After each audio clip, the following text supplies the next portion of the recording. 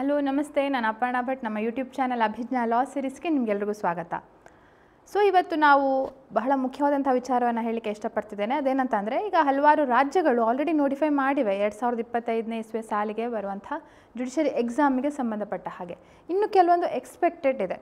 Okay, so already ನಮ್ಮ YouTube channel ನಾವು Himachal ಪ್ರದೇಶನ notification, Chhattisgarh, Gujarat ಇದರ ನೋಟಿಫಿಕೇಷನ್ ಎಲ್ಲ ನಾವು ಡಿಸ್ಕಷನ್ ಮಾಡಿ ನೋಡಿದ್ದೇವೆ. ಹಾಗೆ ರಾಜಸ್ಥಾನ 44 ವೇಕೆನ್ಸೀಸ್ ಇದೆ ಹೇಳುವಂಥ ಒಂದು ಕಂಪ್ಲೀಟಾಗಿ ನೋಟಿಫಿಕೇಷನ್ ಆಗಲಿಲ್ಲ, ಬಟ್ ಎಷ್ಟು ವೇಕೆನ್ಸೀಸ್ ಅಂತ ಹೇಳುವಂಥ ಗೌರ್ಮೆಂಟ್ನ ಅಥವಾ ಹೈಕೋರ್ಟ್ನ ಒಂದು ಸರ್ಕ್ಯುಲರನ್ನು ನೋಟಿಫಿಕೇಷನನ್ನು ನಾವು ಆಲ್ರೆಡಿ ಡಿಸ್ಕಷನ್ ಮಾಡಿದ್ದೇವೆ. ಸೊ ಆಲ್ರೆಡಿ 4 ರಾಜ್ಯಗಳ ನೋಟಿಫಿಕೇಷನ್ ಡಿಸ್ಕಷನ್ ಮಾಡಿದ್ದೇವೆ. ಇತ್ತೀಚೆಗೆ ಕೇರಳ ರಾಜ್ಯದ ಕೂಡ ನೋಟಿಫಿಕೇಷನ್ ಆಗಿದೆ. Okay, may be January and February beginning ಸಂದರ್ಭದಲ್ಲಿ. ಸೊ ಕೇರಳ ಮತ್ತು ಕರ್ನಾಟಕದ ನಾನು ಯಾವಾಗಲೂ ಹೇಳ್ತಾ ಇರುವಂಥದ್ದು, ಕ್ವಶನ್ ಪೇಪರ್ ಕೇರಳದನ್ನು ನೀವು ತುಂಬ ಸ್ಟಡಿ ಮಾಡಿ, ಯಾಕೆಂದರೆ ತುಂಬ ಸಿಮಿಲರ್ ಇದೆ. ಓಕೆ, ಸೊ ಅದಕ್ಕೋಸ್ಕರ ಇದನ್ನು ಚೆಕ್ ಮಾಡಿ ನೋಡಿ ಅಂತ ಹೇಳುವಂಥದ್ದು. ಸೊ ಇವತ್ತು ನಾವು ಕೇರಳ ರಾಜ್ಯದ ನೋಟಿಫಿಕೇಷನ್ ಚೆಕ್ ಮಾಡ್ತಾ ಇದ್ದೇವೆ. ಹಾಗೆ ಕೆಲವೊಂದು ರಾಜ್ಯಗಳದ್ದು ಎಕ್ಸ್ಪೆಕ್ಟೆಡ್ ಇವೆ. ಯಾಕೆ ಅಂತಂದರೆ, ಈಗ ಆಂಧ್ರ ಪ್ರದೇಶ ಇಷ್ಟು ನೋಟಿಫಿಕೇಷನ್ ಅಂತ, ಇಷ್ಟು ವೇಕೆನ್ಸೀಸ್ ಅಂತ ಹೇಳಿ ಇಯರ್ ಮಾರ್ಕ್ ಮಾಡಿದೆ. ವೆಸ್ಟ್ ಬೆಂಗಾಲ್ ತನ್ನ ಟೆಂಟೇಟಿವ್ ಎಕ್ಸಾಮ್ ಡೇಟ್ಸನ್ನು ಅನೌನ್ಸ್ ಮಾಡಿದೆ. ನೋಟಿಫಿಕೇಷನ್ ಆಗಲಿಲ್ಲ. ಈ ರಾಜ್ಯಗಳಲ್ಲಿ ಸಂಪೂರ್ಣವಾದ ಕಂಪ್ಲೀಟ್ ನೋಟಿಫಿಕೇಷನ್ ಆಗಲಿಲ್ಲ. ಬಟ್ ಏನಾಗಿದೆ, ವೆಸ್ಟ್ ಬೆಂಗಾಲಲ್ಲಿ ಸುಮಾರು ಜೂನ್ನಿಂದ ಜುಲೈ ತನಕ ಎಕ್ಸಾಮ್ ಡೇಟ್ ಅಂತ ಹೇಳಿ ನೋಟಿಫಿಕೇಷನ್ ಹೊರಡಿಸಿವೆ.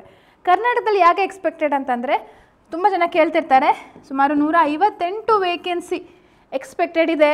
ಯಾಕೆಂದರೆ ಇತ್ತೀಚೆಗೆ ಸುಪ್ರೀಂ ಕೋರ್ಟ್ನ ಆರ್ಡ್ರ್ ನಾವು ನೋಡೋ ಪ್ರಕಾರ ಯಾವುದೇ ಒಂದು ಒಳ ಮೀಸಲಾತಿಗೆ ಸಂಬಂಧಪಟ್ಟ ಸ್ಟೇಟ್ ಗೌರ್ಮೆಂಟ್ನ ಸರ್ಕ್ಯುಲರ್ ಇದ್ದರೂ ಕೂಡ ಹೊಸ ನೋಟಿಫಿಕೇಷನ್ ಮಾಡಬಾರ್ದು ಹೇಳುವಂಥದ್ದಿದ್ರು ಸಹ ಇದಕ್ಕೆ ಸಂಬಂಧಪಟ್ಟ ಹಾಗೆ ಮುಂದುವರಿಬೋದು ಅಂತ ಹೇಳುವಂಥ ಸುಪ್ರೀಂ ಕೋರ್ಟ್ ಆರ್ಡರ್ ಇದೆ. ಸೊ ಅದಕ್ಕೋಸ್ಕರ ಎನಿ ಟೈಮ್ ಈ ಫೆಬ್ರವರಿ ಆ್ಯಂಡ್ ಮಾರ್ಚ್ ಇದರಲ್ಲಿ ಬಿಗಿನಿಂಗಲ್ಲಿ ಯಾವಾಗ ಬೇಕಾದ್ರೂ ನೋಟಿಫಿಕೇಷನ್ ಆಗಬಹುದು. ಸೊ ಅದಕ್ಕೋಸ್ಕರ ಈ ಎಕ್ಸ್ಪೆಕ್ಟೆಡ್ ಕ್ಯಾಟಗರಿಲಿ I have also included Karnataka. ಇನ್ನು ರಾಜಸ್ಥಾನದ ಆಲ್ರೆಡಿ ನಾವು ನೋಡಿದ್ದೇವೆ. RJS ನೋಟಿಫಿಕೇಷನ್ ವೇಕೆನ್ಸೀಸ್ ಇಂತಿಷ್ಟು ಹೇಳಿ ಇಯರ್ ಮಾರ್ಕ್ ಮಾಡಿವೆ, ಈ ವರ್ಷಕ್ಕೆ ಇಂತಿಷ್ಟು ವೇಕೆನ್ಸೀಸ್ ಅಂತ ಹೇಳಿ. ಸೊ ಕರ್ನಾಟಕ ಮತ್ತು ಕೇರಳ. ಸೊ ಇವತ್ತು ಮೇನ್ ಆಗಿ ನಾವು ಕರ್ನಾಟಕಕ್ಕೆ ಸಂಬಂಧಪಟ್ಟ ಹಾಗೆ ಕೇರಳ ನೋಟಿಫಿಕೇಷನ್ನ ನೋಡಿ ಯಾವ ರೀತಿ ಕೇರಳ ಎಕ್ಸಾಮಿನೇಷನ್ ನಮಗೆ ಹೆಲ್ಪ್ ಆಗುತ್ತೆ, ಎಕ್ಸಾಮ್ ಕ್ವಶನ್ ಪೇಪರ್ ಯಾವ ರೀತಿ ಸಿಮಿಲಾರಿಟೀಸ್ ಏನಿದೆ ಅದೆಲ್ಲ ಕೂಡ ನೋಡೋಣ. ಯಾಕೆಂದರೆ ಇದು ಬೇಕು. ಇದು ಕೇವಲ ನಮ್ಮ ರಾಜ್ಯದ ಕ್ವಶನ್ ಪೇಪರ್ ಇಟ್ಕೊಂಡು ನಾವು ನೋಡಿದರೆ ಮುಂದುವರಿಲಿಕ್ಕೆ ಸಾಧ್ಯ ಇಲ್ಲ. ಎಲ್ಲ ರಾಜ್ಯಗಳದ್ದು ಸಮಗ್ರ ಮಾಹಿತಿ ಬೇಕಾಗಿರುತ್ತೆ. ಸೊ ಅದನ್ನು ನಾವು ಈ ವರ್ಷದಿಂದನೇ ಪ್ರಾರಂಭ ಮಾಡಿದ್ದೇವೆ. ಹಾಗೆ ಅದನ್ನು ಮುಂದುವರಿಸೋಣ. ಯಾವ್ಯಾವಾಗ ನೋಟಿಫಿಕೇಷನ್ ಆಗುತ್ತೆ. ಈಗ ಕೆಲವೊಂದು ನನ್ನ ಗಮನಕ್ಕೆ ಬಂದಿಲ್ಲದೆ ಇರಬಹುದು. ನಿಮಗೆ ಹಾಗೆ ಗಮನಕ್ಕೆ ಬಂದರೆ ಖಂಡಿತವಾಗಿಯೂ ನಮಗೆ ಈ ಒಂದು ಮಾಹಿತಿನ ತಿಳಿಸ್ಕೊಡಿ. ಯಾವುದೇ ಒಂದು ರಾಜ್ಯದ ನೋಟಿಫಿಕೇಷನ್ ನಿಮ್ಮ ಗಮನಕ್ಕೆ ಬಂದಿದ್ದರೆ ಹೊಸದಾಗಿ, ಈಗ ಕೇವಲ ಜುಡಿಷರಿ ಅಂತಲ್ಲ, APO ಎಕ್ಸಾಮ್ ಇರುತ್ತೆ, ADA ಎಕ್ಸಾಮ್ ಇರುತ್ತೆ, ಈಗ ಹರಿಯಾಣ ಎಕ್ಸಾಮ್ ಇರ್ಬೋದು, ಅಥವಾ ಬಿಹಾರ್ ಸದ್ಯದಲ್ಲೇ ಆಗತ್ತೆ ಅಂತ ಎಕ್ಸ್ಪೆಕ್ಟೆಡ್. ಬಿಹಾರ್ ಕೂಡ ಹೇಳ್ತಿದ್ದಾರೆ, ಬಿಹಾರ ರಾಜ್ಯದ ನೋಟಿಫಿಕೇಷನ್ ಆಗ್ಬೋದು ಅಂತ ಹೇಳಿ. ಯಾಕೆಂದರೆ ಇಲ್ಲೆಲ್ಲ ತುಂಬ ಪಬ್ಲಿಕ್ ಸರ್ವಿಸ್ ಕಮಿಷನ್ಸ್ಗಳು ಕಂಡಕ್ಟ್ ಮಾಡುವಂಥ ಎಕ್ಸಾಮ್ಸ್ಗಳು ಬಹಳ GKಗೆ ಸಂಬಂಧಪಟ್ಟ ಕ್ವಶನ್ಸ್ಗಳು ಕೂಡ ಇರ್ತವೆ. ಸೊ ನಮಗೆ ಅಂಥ ಒಂದು ಬರ್ಡನ್ ಇಲ್ಲ GK ಓದುವಂಥದ್ದು. ಜಸ್ಟ್ ಲಾ ಸಬ್ಜೆಕ್ಟ್ಸ್, ಪ್ಯೂರ್ ಲಾ ಸಬ್ಜೆಕ್ಟ್ಗಳನ್ನ ಓದು, ಸ್ವಲ್ಪ ಮಟ್ಟಿಗೆ ಲೀಗಲ್ GK, ಸ್ವಲ್ಪ ಮಟ್ಟಿಗೆ ಒಂದು 5-6 ಮಾರ್ಕ್ಸಿಗೆ ತಿಳ್ಕೊಂಡ್ರೆ ಆರಾಮಾಗಿ ಪಾಸ್ ಮಾಡುವಂಥ ಒಂದು ಕ್ಷಮತೆ ಇದೆ. ಹಾಗೂ ಕಾಂಪಿಟೇಷನ್ ಕೂಡ ಕಮ್ಮಿ. ಬೇರೆ ಬೇರೆ ರಾಜ್ಯಗಳಲ್ಲಿ ಆಗುವಂಥದಕ್ಕಿಂತ ಇಲ್ಲಿ ಕಾಂಪಿಟೇಷನ್ ಕಮ್ಮಿ ಇರುತ್ತೆ. ಸೊ ನೀವು 2 ಮಂತ್ಸ್ ಮಾಡ್ಕೊಂಡಿದ್ರೆ ಹಾಗೆ ಮಾಡಬೇಡಿ, ಒಂದೇ ಮಂತ್ಸ್ ಮಾಡಿ. ಈ ವರ್ಷ ಎಕ್ಸಾಮಿಗೆ ಅಪೇರ್ ಆಗ್ತೇನೆ, ಯಾವುದೇ ಸಮಯದಲ್ಲಿ ಎಕ್ಸಾಮ್ ನೋಟಿಫೈ ಆಗ್ಬೋದು ಹೇಳುವಂಥ ದೃಢ ಮನಸ್ಸಿಂದ ಮುಂದುವರಿರಿ. ಓಕೆ, ನಾನು ಎಕ್ಸಾಮಿಗೆ ಅಪೇರ್ ಆಗಬೇಕಾ ಬೇಡವಾ, ಪಾಸ್ ಆಗದಿದ್ರೆ ಏನು ಅಂತ ತುಂಬ ಜನರಿಗೆ ಗೊಂದಲ ಇರುತ್ತೆ. ಸೊ ಅದೇ ಯಾವುದೇ ರೀತಿಯ ಗೊಂದಲ ಮಾಡ್ಕೊಳ್ಬೇಡಿ. ಒಂದು ದೃಢ ಮನಸ್ಸಿನಿಂದ ಆಯಿತು, ನಾನು ಈ ವರ್ಷ ಎಕ್ಸಾಮಿಗೆ ಅಪೇರ್ ಆಗ್ತೇನೆ, ನೋಡ್ತೇನೆ ಯಾವ ರೀತಿ ಎಕ್ಸಾಮ್ ಪ್ಯಾಟರ್ನ್ ಇರುತ್ತೆ, ನನಗೂ ಕೂಡ ಒಂದು ಎಕ್ಸ್ಪೀರಿಯನ್ಸ್ ಹೇಳುವಂಥ ಅದರ ಪರಿಣಾಮವನ್ನು ನೀವು ಆ ರಿಸಲ್ಟ್ಗೆ ಬಿಟ್ಬಿಡಿ. You don't worry about that. ನಿಮ್ಮ ಎಫರ್ಟ್ಸನ್ನು ಹಾಕಿ ಖಂಡಿತವಾಗಿಯೂ ನಿಮಗೆ ಒಂದು ಸಫಲತೆ ಸಿಗುವಂಥ ಸಾಧ್ಯತೆ ಇರುತ್ತೆ. ಬಟ್ ನಮ್ಮ ಒಂದು ಪರಿಶ್ರಮ ಬೇಕು. ಆ ಪರಿಶ್ರಮ ಹೇಗೆ? ಸೊ ಇದೆಲ್ಲ ಕೂಡ ನಾವು ಸುಮ್ಮನೆ ಮಾಡ್ತಾ ಇಲ್ಲ, ಅದೊಂದು ಪರಿಶ್ರಮ ಇದೆ ಹಿಂದೆ ಅಲ್ವಾ? ಸೊ ನೀವು ಕೂಡ ಇದ್ರದ್ದು ನೋಟಿಫಿಕೇಷನ್ ಚೆಕ್ ಮಾಡಿ ನೋಡ್ತೀರಿ, ಯಾವ್ಯಾವಾಗ ಎಕ್ಸಾಮ್ ಆಗತ್ತೆ. ಇದಕ್ಕಿಂತ ಬೆಟರ್ ಸೋರ್ಸ್ ಯಾವುದೂ ಇಲ್ಲ ನನ್ನ ಪ್ರಕಾರ. ಈ ರಾಜ್ಯಗಳದ್ದು ಕ್ವಶನ್ ಪೇಪರ್ಸ್ಗಳನ್ನು ಹಿಡ್ಕೊಂಡು ನಾವು ಕಲೆಕ್ಟ್ ಮಾಡಿಕೊಂಡು ನಾವು ಓದಿದರೆ, ಅದನ್ನು ಸಾಲ್ವ್ ಮಾಡಿದರೆ ನೀವು ಆರಾಮಾಗಿ ಅಬೌವ್ 80 ಮಾರ್ಕ್ಸ್ ಸ್ಕೋರ್ ಮಾಡುವಂಥ ಸಾಧ್ಯತೆ ಇರುತ್ತೆ. ಓಕೆ, ನನ್ನ ಕ್ವಶನ್ ಪೇಪರ್ ನನಗೆ without seeing we can say, ಯಾಕೆಂದರೆ ಅಷ್ಟು ನಾಲೆಜ್ ನಮಗೆ ಗೇನ್ ಆಗಿರುತ್ತೆ ಅಂತ. ಯಾವುದೇ ರೀತಿ ಹೇಗೆ ಕ್ವಶನ್ನ ಟ್ವಿಸ್ಟ್ ಮಾಡಿ ಕೇಳಿದರು, ಯಾವುದೇ ಸ್ವಲ್ಪ ಟಫ್ ಪ್ಯಾಟರ್ನಲ್ಲಿ ಕೇಳಿದ್ರು ಸಹ ಇದೆಲ್ಲದೂ ಕೂಡ ನಾವು ಓದುವಂಥ ಕಾರಣಕ್ಕೋಸ್ಕರ ಸುಲಭವಾಗಿ ನಮ್ಮ ರಾಜ್ಯದ ಎಕ್ಸಾಮನ್ನು ನಾವು ಪಾಸ್ ಮಾಡಲಿಕ್ಕೆ ಸಾಧ್ಯ. ಅದಕ್ಕೋಸ್ಕರ ಬೇರೆ ರಾಜ್ಯದ್ದು ಅಥವಾ ಇಂಗ್ಲೀಷ್ ಭಾಷೆಯಲ್ಲಿದೆ, ತುಂಬ ಜನ ಕನ್ನಡದಲ್ಲಿ ಬರಿತಾ ಇರ್ತಾರೆ, ಬೇರೆ ರಾಜ್ಯದ ಇಂಗ್ಲೀಷಲ್ಲಿದೆ, ಹಿಂದಿಯಲ್ಲಿದೆ ಹೇಳುವಂಥ ಆ ಧೋರಣೆ ಬೇಡ. ಯಾವುದೇ ಭಾಷೆ ಇರಲಿ, ಅದು ಕಾನೂನಿಗೆ ಸಂಬಂಧಪಟ್ಟದಾಗಿರುವಂಥ ವಿಷಯ ಆಗಿರುತ್ತೆ.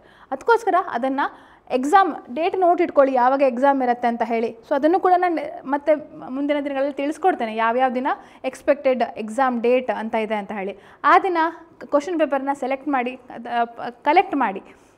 ಬಹಳಷ್ಟು ಟೆಲಿಗ್ರಾಮ್ ಗ್ರೂಪ್ಸಲ್ಲಿ ಸಿಗುತ್ತೆ ನಿಮಗೆ, ಅದೆಲ್ಲ ಕ್ವಶನ್ ಪೇಪರ್ಸ್ಗಳು ಕೂಡ ಅಪ್ಲೋಡ್ ಮಾಡಿರ್ತಾರೆ, ಅದನ್ನು ನೀವು ಪಡ್ಕೊಳ್ಬೋದು. ಆಯಿತಾ? ಸೊ ಹಾಗಾದ್ರೆ ಕೇರಳ ನೋಡೋಣ. ಕೇರಳ ನೋಡಿ, ಕೇರಳದಲ್ಲಿ ಬಹಳ ವಿಶೇಷವಾದಂಥ ಇದೇನಂತಂದರೆ, ಒಂದು NCA ಕ್ಯಾಟಗರಿ ಅಂತ ಹೇಳುವಂಥ ಒಂದು ಕೇರಳ ಪಬ್ಲಿಕ್ ಸರ್ವಿಸ್ ಕಮಿಷನ್ ಒಂದು ವರ್ಡನ್ನು ಉಪಯೋಗಿಸುತ್ತೆ. NCA ಅಂದರೆ ನೋ ಕ್ಯಾಂಡಿಡೇಟ್ ಅವೈಲೇಬಲ್ ಅಂತ ಹೇಳುವಂಥದ್ದು. ಸೊ ಆ ಕಾರಣಕ್ಕೆ ಈ ಸಲ 4 ನೋಟಿಫಿಕೇಷನ್ ಇಶ್ಯೂ ಆಗಿದೆ.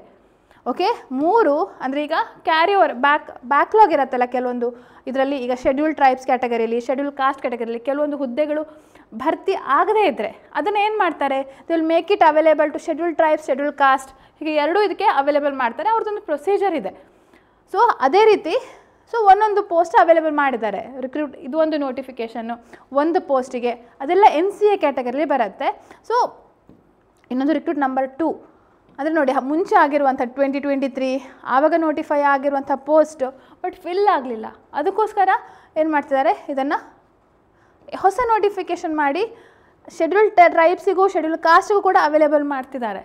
ಹಾಗೆ ಒಂದು ವೇಳೆ ಯಾರೂ ಇಲ್ಲ, ಕಮ್ಯುನಿಟಿ ಇಲ್ಲ ಅಂತಂದರೆ they will get the candidate from schedule caste category ಅಂತ ಹೇಳಿ. ಆ ರೀತಿ ಕೇರಳ ಪಬ್ಲಿಕ್ ಸರ್ವಿಸ್ ಕಮಿಷನ್ ಈ ರೀತಿ ಒಂದು ಪ್ರೊಸೀಜರ್ನ ಫಾಲೋ ಮಾಡುತ್ತೆ. ಹಾಗೆ ಇನ್ನು 3ನೇದು ಇದು ಕೂಡ ಅದೇ ರೀತಿಯಲ್ಲಿ 2024ನೇದು ನೋಡಿ, 2022, 23, 24ನೇ ಇಸ್ವಿಗೆ ಸಂಬಂಧಪಟ್ಟ ಹಾಗೆ ವೇಕೆನ್ಸಿ ಇದ್ದರೂ ಸಹ ಫಿಲ್ ಆಗ್ತಾ ಇಲ್ಲ ಅಲ್ವಾ. ಸೊ ಹಾಗಿದ್ರೆ ನಮ್ಮ ಪ್ರಿಪ್ರೇಷನ್ ಯಾವ ರೀತಿ, ಕರ್ನಾಟಕದಲ್ಲೂ ಹಾಗೆ ಎಷ್ಟೋ ಆಗಿದೆ, 50, 55, 56 ಪೋಸ್ಟ್ಗಳನ್ನು ಫಿಲ್ ಮಾಡಿ ಸಹ ಕೆಲವೊಂದು ಸಲ ಅಪಾಯಿಂಟ್ ಆಗುವಂಥದ್ದು 40, 45 ಆ ರೀತಿಯಲ್ಲಿ ಮಾತ್ರ ಆಗುವಂಥದ್ದು. ಯಾಕೆಂದರೆ ಎಲಿಜಿಬಲ್ ಕ್ಯಾಂಡಿಡೇಟ್ ಸಿಗೋದಿಲ್ಲ ಆ ಪೋಸ್ಟಿಗೆ, ಅದಕ್ಕೋಸ್ಕರ ಅದು ಫಿಲ್ ಆಗದೆ ಹಾಗೆ ಇರುತ್ತೆ. ಓಕೆ, ಸೊ ಅಂದರೆ ಇದೆಲ್ಲ ನಿಮಗೆ ಸ್ಟ್ಯಾಟಿಸ್ಟಿಕ್ಸ್ ಎಲ್ಲ ಗೊತ್ತಿರಬೇಕು. ಯಾಕೆಂದರೆ ಕರ್ನಾಟಕದಲ್ಲಿ ಈ ರೀತಿ ಡೈರೆಕ್ಟಾಗಿ ಹೀಗೆ ಇಂಪ್ಲಿಮೆಂಟ್ ಮಾಡ್ತಾರೆ ಅಂತ ಹೇಳ್ತಾ ಇಲ್ಲ, ಬಟ್ ಯಾವುದೋ ಒಂದು ವಿಧಾನದಲ್ಲಿ ಬ್ಯಾಕ್ಲಾಗ್ ಇರುತ್ತೆ. ಸೊ ಆಯಾ ಕಮ್ಯುನಿಟಿ ಇವರು ಸ್ವಲ್ಪ ಶ್ರಮ ಪಟ್ಟರೆ ನಿಮಗೆ ಒಳ್ಳೆ ರೀತಿಯಲ್ಲಿ ಮೆರಿಟ್ ಲಿಸ್ಟಲ್ಲೇ ಮಾರ್ಕ್ಸ್ ಪಡೆದು ಒಳ್ಳೆ ರೀತಿಯಲ್ಲಿ ನೀವು ಜಡ್ಜ್ ಆಗುವಂಥ ಸಾಧ್ಯತೆ ಇದೆ ಅಲ್ವಾ. ಸೊ ಇಲ್ಲಿ ನೋಡಿ, ಶೆಡ್ಯೂಲ್ ಟ್ರೈಬ್ಸ್, ಮುಸ್ಲಿಮ್ಸ್ಗೆ ಒಂದೊಂದು ಪೋಸ್ಟ್ ಇರುವಂಥದ್ದು. ಎಸ್, ಸೊ ಇದು ಒಂದಾದರೆ ಇನ್ನು main notification, normally direct recruitment ಅಂತ ಹೇಳ್ತಾರಲ್ಲ, ಇದು ಮೇನ್ ನೋಟಿಫಿಕೇಷನು. ಇದು 4 notification. So Kerala 4 notification issue ಮಾಡಿದೆ ಈ ಸಲ 2025ನೇ ಇಸ್ವಿಗೆ ಜುಡಿಷಿಯಲ್ ಎಕ್ಸಾಮ್ಗೆ ಸಂಬಂಧಪಟ್ಟದ್ದು.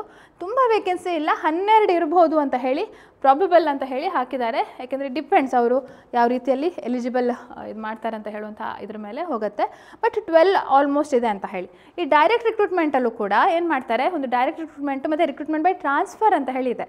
ಅಂದರೆ ಈಗ APP ಆಗಿರೋರು ಅಥವಾ ಹೈಕೋರ್ಟಲ್ಲಿ ರಿಜಿಸ್ಟರ್ ಆಗಿರೋರು, ಸೊ ಈ ರೀತಿಯಲ್ಲ ಅವರು if they want to join judiciary service ಅಲ್ವಾ, APP, AGP ಇಲ್ಲೆಲ್ಲ ನೋಡಿ ಕಾಣ್ತೀರಿ, ಒಂದು ಲಿಸ್ಟ್ ಕೊಟ್ಟಿದ್ದಾರೆ. ಶಿರಸ್ತದಾರ್ಸ್, full time assistant professor of government law colleges ಅಥವಾ principal counsels of family courts, so ಕೇರಳಕ್ಕೆ ಸಂಬಂಧಪಟ್ಟದ್ದು. ಸೊ ಅಲ್ಲಿ ಆಫೀಸರ್ಸ್, ಲೈಬ್ರೇರಿಯನ್, ಲಾ ಡಿಪಾರ್ಟ್ಮೆಂಟದು ಈ ರೀತಿಯೆಲ್ಲ ಇಂಥ ಪೋಸ್ಟಲ್ಲಿರುವಂಥ ವ್ಯಕ್ತಿಗಳು if they want to become judges, ಅವರು ಕೂಡ ಈ ಎಕ್ಸಾಮ್ ಬರೆದು ಪಾಸ್ ಆಗ್ಬೋದು ಅಂತ ಹೇಳಿ. ಸೊ ಅದು ರಿಕ್ರೂಟ್ಮೆಂಟ್ ಬೈ ಟ್ರಾನ್ಸ್ಫರ್ ಅಂತ ಹೇಳಿ.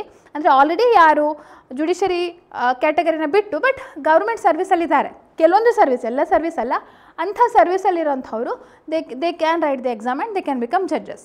ಅದು ಒಂದಾದರೆ. ಇನ್ನೊಂದು ನಾವೆಲ್ಲ ಬರೆಯುವಂಥ ಎಕ್ಸಾಮ್ಸ್, ಡೈರೆಕ್ಟ್ ರಿಕ್ರೂಟ್ಮೆಂಟ್, ಯಾರೇ ಇದಿದ್ರೂ ಸಹ ನಾವು ಎಕ್ಸಾಮ್ ಬರೆದು ಪಾಸ್ ಆಗುವಂಥ ಇದು ಕಾಂಪಿಟೇಟಿವ್ ಎಕ್ಸಾಮ್ ಬರೆದು ಮಾಡುವಂಥದ್ದು, ಅದು ಡೈರೆಕ್ಟ್ ರಿಕ್ರೂಟ್ಮೆಂಟು. ಸೊ ಅದೆರಡಕ್ಕೂ ಸೇರಿ 12 ಪೋಸ್ಟ್ಗಳು ಇಲ್ಲಿ ನಾವು ಕಾಣ್ತೇವೆ. ಸೊ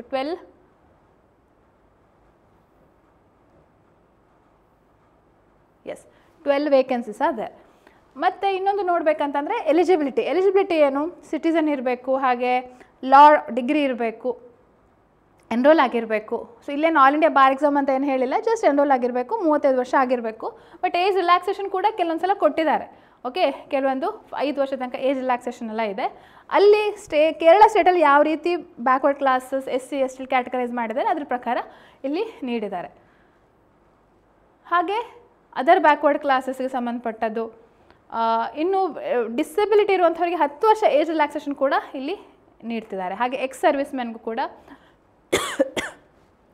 ಸ್ವಲ್ಪ ಮಟ್ಟಿಗೆ ರಿಲ್ಯಾಕ್ಸೇಷನ್ ಇದೆ.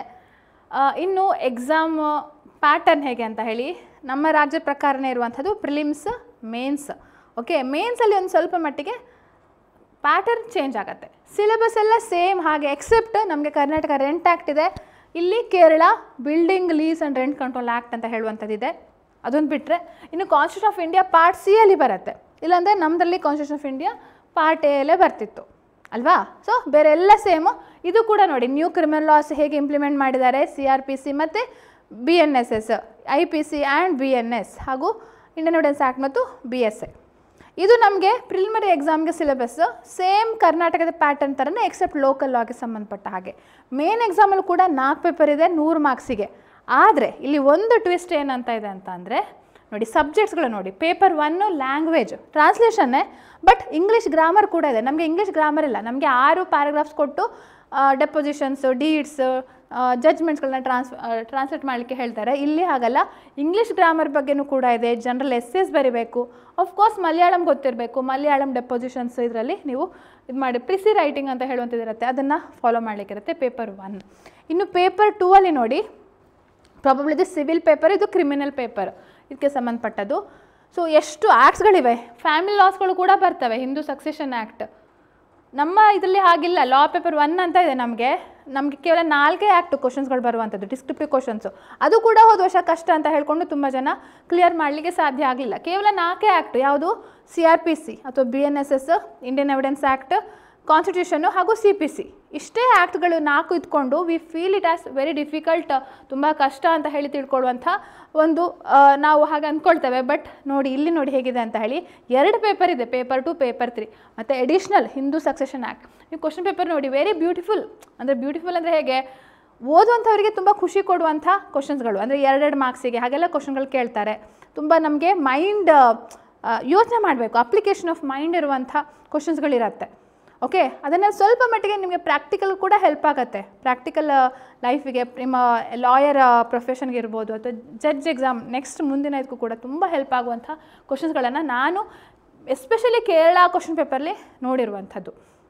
ನಾನು ಜುಡಿಷಿಯರಿ ಎಕ್ಸಾಮ್ಗೆ ತಯಾರಿ ಮಾಡ್ತಾ ಇದ್ದಾಗಲಿಂದ ಸಹ ಆವಾಗ ಆನ್ಲೈನ್ ಸಿಗ್ತಾ ಇದ್ದಂಥ ಒಂದೇ ಒಂದು ರಾಜ್ಯ ನನಗೆ ಗೊತ್ತಿರೋ ಹಾಗೆ ಕೇರಳದ್ದು. ಸೊ ಐ ಹ್ಯಾಡ್ ಮೇಡ್ ಎಲ್ಲ ಪ್ರಿಂಟ್ಔಟ್ ಮಾಡಿ, ಕ್ವಶನ್ ಪೇಪರ್ಗಳನ್ನು ಪ್ರಿಂಟ್ಔಟ್ ಮಾಡಿ, ಅದನ್ನು ಒಂದು ಸ್ಪೈರಲ್ ಬೈಂಡ್ ಮಾಡಿ ಒಟ್ಟಿಗೆ ನಾನು ಇದು ಮಾಡಿ ಇಟ್ಕೊಂಡಿದ್ದೆ, ಕಲೆಕ್ಷನ್ ಮಾಡಿ ಇಟ್ಕೊಂಡಿದ್ದೆ.